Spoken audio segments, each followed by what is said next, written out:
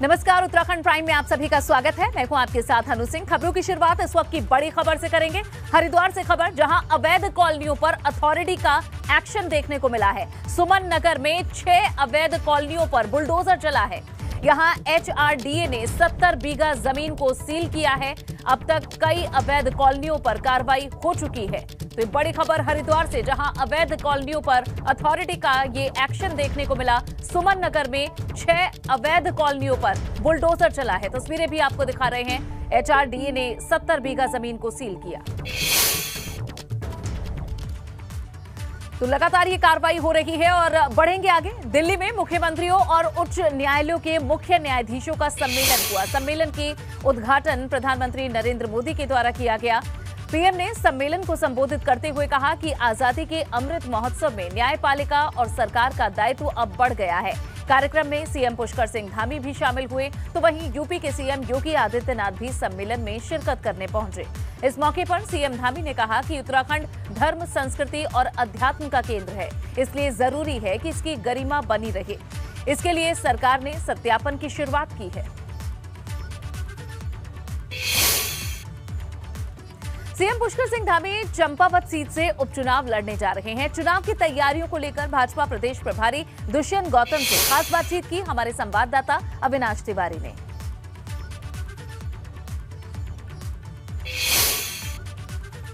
Sir, Champawat में आप लोगों ने उम्मीदवार तो घोषित कर दिया पुष्कर सिंह धामी को। कैंपेन को लेकर किस तरीके से रणनीति है और किस तरीके से आगे चुनाव प्रचार की रणनीति है? कैंपेन वहाँ पे चल रहा है। ऑलरेडी मुख्यमंत्री वहाँ पर गए थे और वहाँ की जनता ने जो उत्साह दिखाया है, चंपावत की जनता ने कर दी है हामी पुष्कर धामी, पुष्कर धामी। आज जिस प्रकार से उत्साह वहाँ की जनता महसूस कर रही है कि उनको एक मुख्यमंत्री उम्मीदवार मिल रहा है और विकास की जो धारा वहाँ बहनी शुरू हुई थी, आज पूरी चरम सीमा पे अच्छा विकास वहाँ पे होगा। वहाँ की जनता का भी मन यही है और पूरा कार्यकर्तागण वहाँ पर जो हमने कमेटी घोषित कर दी है, कमेटी के माध्यम से वहाँ पे कार्य किए जा रहे हैं और आने वाले समय में जब भी चुनाव घोषणा होगा, हम पूरी ताकत से उस चुनाव को लड़ेंगे। उत्तराखंड के जो कांग्रेस अध्यक्ष करण महारा, वो भी कह रहे हैं कि हम चंपावत की रणनीति तैयार कर रहे हैं और सीएम को हराने का काम करेंगे। ये तो हर विपक्ष करता है। जो आज़ाद उम्मीदवार लड़ता है वो भी कैंडिडेट को हराने की कोशिश ही करता है। जिसकी जमानत जब्त होती है वो भी हराने की कोशिश करते हैं। और खुद हरीश रावत जी भी कई बार कोशिश कर चुके हैं। हरीश रावत जी ने को देखा होगा, पिछली बार 2 इलेक्शन लड़े, वो भी हारे थे, अब की बार वो भी हारे। लगातार हार का मुंह देख रहे हैं। मुझे लगता है कांग्रेस का वजूद वहाँ पे खत्म हो चुका है। बढ़ेंगे आगे। यूपी के सीएम योगी आदित्यनाथ 3 मई को उत्तराखंड के दौरे पर आ रहे हैं। योगी आदित्यनाथ का ये 3 दिवसीय दौरा है, जिसकी शुरुआत 3 मई से होने जा रही है। इस दौरान मुख्यमंत्री योगी आदित्यनाथ यमकेश्वर के महायोगी गुरु गोरखनाथ कॉलेज का भी दौरा करेंगे, जबकि 5 मई को हरिद्वार में यूपी पर्यटन निगम के भागीरथी गेस्ट हाउस का लोकार्पण करेंगे।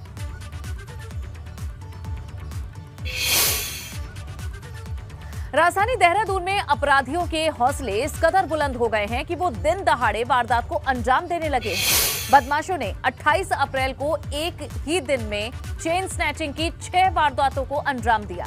इस वारदात में पुलिस खुलासा नहीं कर पाई थी। एक और वारदात इस बीच हो गई। एक बदमाश दिन दहाड़े घर में घुसकर एक महिला से बंदूक की नोक पर लूटपाट की वारदात को अंजाम दे चुका है। हालांकि पुलिस ने सूचना मिलने पर आरोपी को गिरफ्तार कर लिया। मामले में लापरवाही के चलते आईएसबीटी चौकी इंचार्ज को भी सस्पेंड कर दिया गया है, मगर चेन स्नैचिंग की वारदातों में अभी भी पुलिस के हाथ खाली हैं। लूट की घटना हुई थी जिसमें कि एक बुजुर्ग महिला थी, जिससे कि उनके जो गहने थे वो लूट लिए गए थे। इसमें पुलिस के द्वारा हरकत में आने के बाद जितने भी हमारे अधिकारी थे, प्लस कॉर्डन ऑफ किया गया, जिसमें कि अभियुक्त को हमारे द्वारा गिरफ्तार किया गया है। जो अभियुक्त गिरफ्तार किया गया है उससे पिस्टल भी बरामद हुआ है। जो पिस्टल की चोरी हुई थी वो आईएसबीटी चौकी में दर्ज है और इसी बाबत मेरे द्वारा जो आईएसबीटी चौकी इंचार्ज है उसको तत्काल प्रभाव से निलंबित।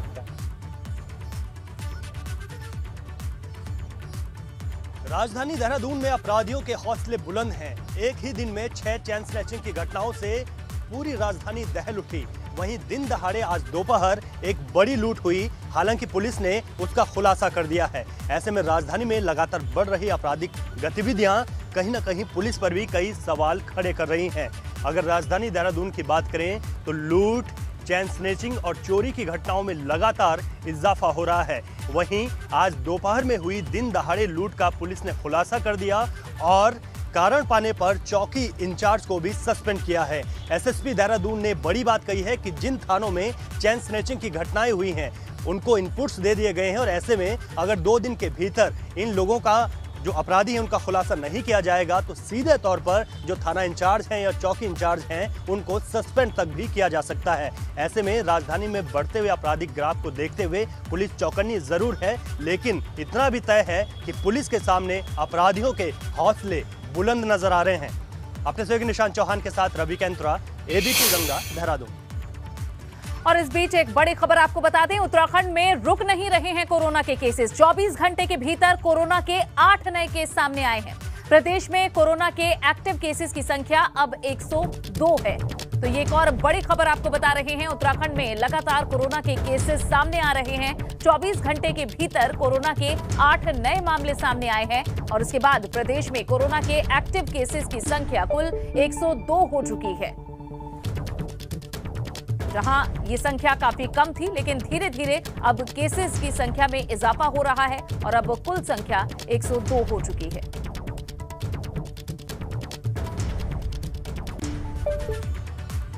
तीन मई से चारधाम यात्रा की शुरुआत होने जा रही है। हरिद्वार से तीर्थ यात्रियों का पहला जत्था चारधाम के लिए रवाना हो गया है। 3 मई को सबसे पहले गंगोत्री और यमुनोत्री धाम के कपाट खुलेंगे, जिसके बाद चारधाम यात्रा की शुरुआत हो जाएगी। भगवान की 2 साल बाद चारधाम यात्रा सुचारू रूप से शुरू होने जा रही है, इसलिए तीर्थयात्री उत्साहित हैं और इसी उत्साह में वो जयकारे लगा रहे हैं। गंगा मैया की चारधाम की। हरिद्वार से तीर्थयात्रियों का पहला जत्था चारधाम यात्रा के लिए रवाना हुआ। माया देवी मंदिर में पूजा अर्चना के बाद गुजरात से आए श्रद्धालुओं का जत्था चारधाम यात्रा के लिए रवाना हो गया। ये मेरी तीसरी बार चारधाम की यात्रा है। हर साल यहाँ काफी बहुत ही आनंद मिलता है। काफी दर्शन है केदारनाथ बाबा के, बद्रीनाथ बाबा के, गंगोत्री यमुनोत्री दर्शन सब अच्छी तरह से सरकार की ओर से पूरी सुविधाएं मिल रही है और कोई दिक्कत नहीं यात्रा में। यहाँ पूर्व मंत्री स्वामी यतीश्वरानंद ने इस जत्थे में मौजूद यात्रियों का स्वागत किया। इसके बाद यात्रियों के पहले दल को हरी झंडी दिखाकर रवाना किया गया। आज का दिन एक बहुत ऐतिहासिक दिन है, जो हमारा माया देवी प्रांगण एक बहुत प्रसिद्ध धार्मिक स्थान है, वहाँ से चारधाम यात्रा का शुभारंभ किया गया है। और सबसे पहला दल जो हमारा चारधाम यात्रा में जा रहा है हरिद्वार से, वो गुजरात के हमारे श्रद्धालु हैं और सरकार ने सारी व्यवस्थाएं पूरी कर ली गई हैं। कोरोना महामारी के बाद 2 साल बाद यात्रा सुचारू रूप से शुरू होने जा रही है, इसलिए पर्यटन कारोबारी भी खुश हैं। यात्रा के प्रभावित होने से पर्यटन कारोबार चौपट था, मगर इस बार उम्मीद है कि सब कुछ ठीक रहेगा और उत्तराखंड के चारधाम पहले की तरह गुलजार रहेंगे। एबीपी गंगा के लिए हरिद्वार से रोहित सिखोला की रिपोर्ट। और चलिए अब आपको बताते हैं उत्तराखंड के चारधामों के कपाट कौन कौन सी तारीख को खुलने जा रहे हैं।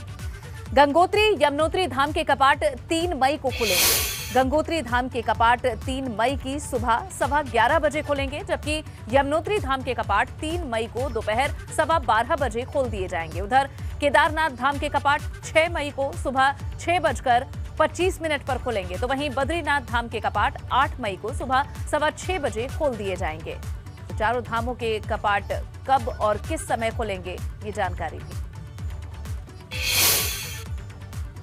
अगर आप इस बार चारधाम यात्रा करने की सोच रहे हैं तो आपके लिए एक अच्छी खबर है। चारधाम यात्रा पर आने वाले श्रद्धालुओं को कोरोना जांच की जरूरत नहीं होगी।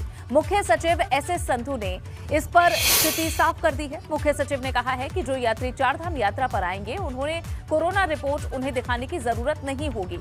अभी तय यात्रा में कोरोना जांच को लेकर भ्रम की स्थिति बनी हुई थी। अब तीर्थ यात्रियों को बॉर्डर पर कोविड जांच दिखाए बगैर ही एंट्री मिल जाएगी, मगर तीर्थ यात्रियों को पर्यटन विभाग के पोर्टल पर पंजीकरण कराना होगा।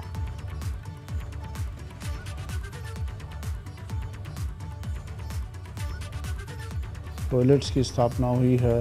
रास्ते जो मार्ग हैं उन पर जो भी सुरक्षा के कार्य है या मरम्मत आदि हैं वो कर लिए गए हैं। और जो मंदिर के स्थल हैं, चार धाम के जो धामों के स्थल हैं, उनको पूर्ण रूप से तैयार किया जा रहा है और अब धार्मिक अनुष्ठान इत्यादि वो भी अपने समय से प्रारंभ हो गए हैं। तो हम लोग सब तैयार हैं चार धाम की यात्रा के लिए। और मैं ये भी बताना चाहूँगा कि अभी तक जो पर्यटन विभाग की हमारी टूरिस्ट केयर पे पंजीकरण की व्यवस्था है, उसमें काफ़ी संख्या में पंजीकरण हुए हैं। 2 लाख से अधिक लोगों ने अभी तक पंजीकरण करवा लिया है। कोविड के विषय में स्वास्थ्य विभाग ने जो अपने निर्देश हैं वो कल समाचार पत्रों के माध्यम से, मीडिया के माध्यम से बताए भी हैं कि अभी RT-PCR या डबल वैक्सीनेशन सर्टिफिकेट की आवश्यकता नहीं है वर्तमान परिस्थितियों में। यद्यपि हम प्रतिदिन परिस्थितियों की मॉनिटरिंग करेंगे और जैसी भी परिस्थिति होगी वैसा कार्य किया जाएगा, लेकिन वर्तमान जो स्वास्थ्य विभाग के निर्देश हैं उसके अनुसार RT-PCR या डबल वैक्सीनेशन सर्टिफिकेट दिखाए जाने की आवश्यकता नहीं है। 3 मई को गंगोत्री धाम के कपाट खुलने जा रहे हैं, जिसकी तैयारियां तेजी से चल रही हैं। कोरोना महामारी के 2 साल की स्थिति के बाद अब सब कुछ ठीक नहीं रहा था, लेकिन अब माना जा रहा है कि चारधाम यात्रा सुचारू रूप से चलेगी। चारधाम यात्रा से एक तरफ हजारों लोगों का व्यापार भी जुड़ा हुआ है, तो वहीं ये सरकार के लिए आर्थिकी का बड़ा जरिया भी है। गंगोत्री धाम में दुकानें सज गई हैं, मंदिर को भी सजाया जा रहा है और किस तरह से साफ सफाई और पूरी व्यवस्था का ख्याल रखा जा रहा है, ये लगातार अधिकारी भी बता रहे हैं। वहीं यमुनोत्री धाम के कपाट भी 3 मई को खुलने जा रहे हैं, जिसके लिए मंदिर समिति और प्रशासन की तरफ से तैयारियां पूरी कर ली गई हैं। यमुनोत्री धाम को मुख्य पड़ाव बड़कोट में तीर्थ यात्रियों के स्वागत की तैयारियां यहां की जा रही हैं। यात्रा के मुख्य पड़ाव में यात्रियों को किस तरह की सहूलियत दी जाए और यात्रा से जुड़ी हुई व्यवस्थाएं आखिर कैसी हो, इसके लिए एक मीटिंग भी रखी गई, जिसमें पार्किंग, पानी, वाहनों की व्यवस्था और दूसरी जरूरी व्यवस्थाओं को लेकर चर्चा हुई।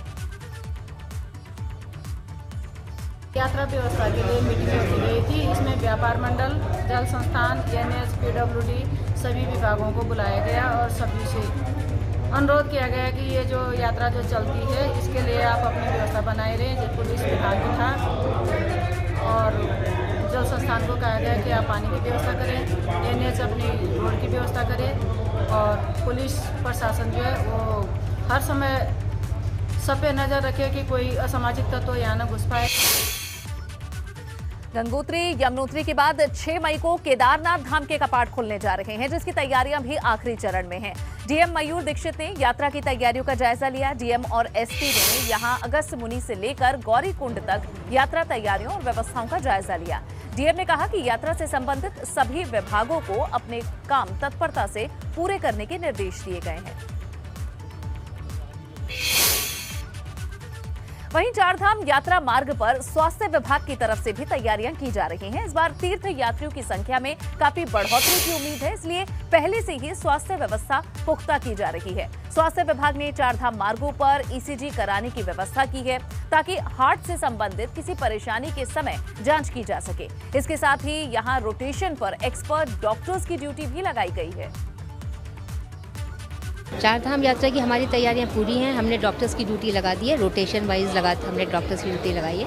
हमारे पास जो विशेषज्ञ हैं उनकी भी हमने ड्यूटी लगाई हुई है और चारों जिलों के CMO से अनुरोध ये भी है कि जो डॉक्टर्स वहाँ जाएं उनका स्टे कंफर्टेबल हो, उनको कोई प्रॉब्लम ना हो, वो प्रशासन की मदद से ये काम कर पाएंगे।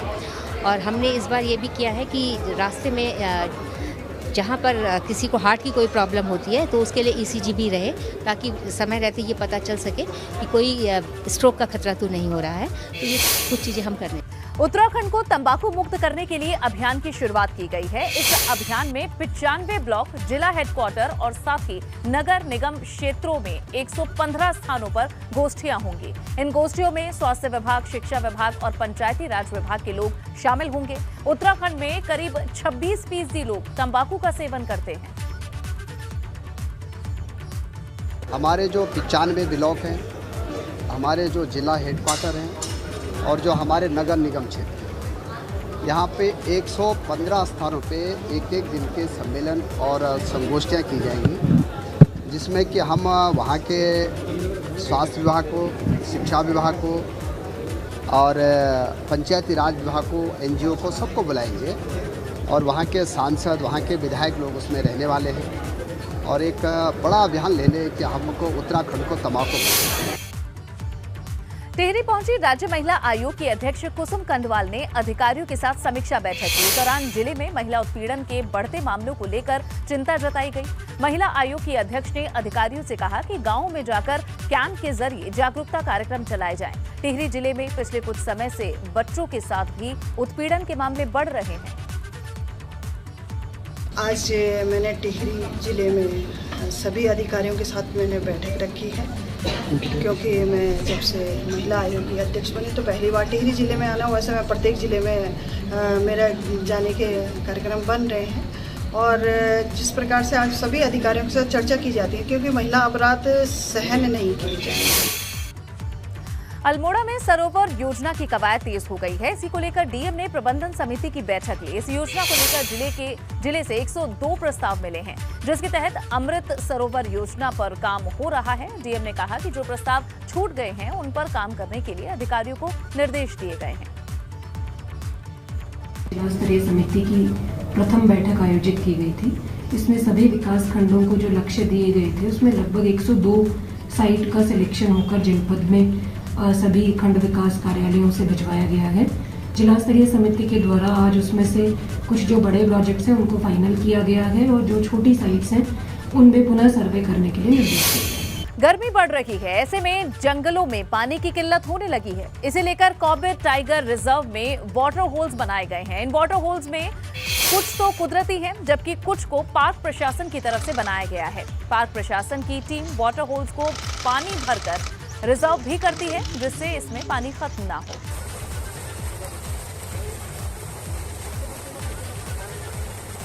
लगभग सारी रेंजों में जो है सूटेबल दूरी पर, उचित दूरी पर और उचित स्थान पर ये बनाए गए हैं और बड़ी खुशी की बात है कि ये जो ग्रीष्मकाल चल रहा है इसमें मैं स्वयं अपने फील्ड भ्रमण के दौरान जो है टाइगर, जंगली हाथी, चीतल, सांभर सभी वन्य जीवों को इसमें जो है पानी पीते हुए, नहाते हुए, अटखेलियां करते हुए, जल क्रीड़ा करते हुए मैंने खुद देखा है। उधर मसूरी में सैलानियों के लिए शटल सेवा शुरू कर दी गई है। मसूरी पेट्रोल पंप के पास बनी पार्किंग पर सभी प्राइवेट बसों को रोका जा रहा है। यहां से यात्रियों को टैक्सी शटल सेवा के लिए उनके गंतव्य तक भेजा जा रहा है। दरअसल मसूरी में लगने वाले जाम से निजात पाने के लिए डीआईजी ने एक्शन प्लान तैयार किया है।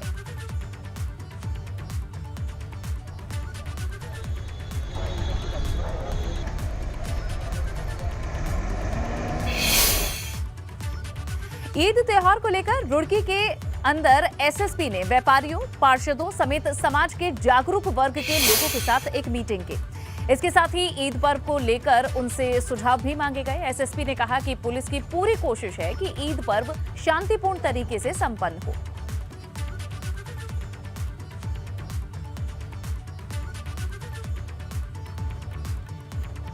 ईद को लेकर हमारी पूरी तैयारी है। पर्याप्त मात्रा में पुलिस बल हमारा देहात में मौजूद है। जो विभिन्न ईदगाह हैं वहाँ पर हम पर्याप्त मात्रा में फोर्स लगाएंगे और इसके अलावा हमारी जो टीमें हैं वो लगातार क्षेत्र में भ्रमण करती रहेंगे कि कोई भी अनटूवर्ड कोई बात ना हो और शांतिपूर्वक जो इसकी एक अपनी स्पिरिट है उसके साथ ये त्यौहार संपन्न होता है।